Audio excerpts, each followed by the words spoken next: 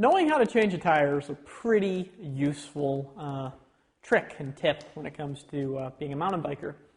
Because, I mean, changing tires for preference, it's the same as changing tires when you get a flat. So it's always good to be prepared and know how to do this. With this specific tire and wheel combination, we see that we have what's called a Presta valve. It's a thinner valve than what you find on a car.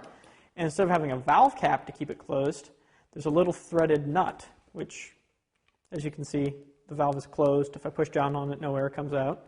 Now I open the valve, and if I push down on it, air comes out. So I'm going to let all the air out. Which takes a while. Sometimes it helps if I push down on the tire to just let the air come out a little bit quicker.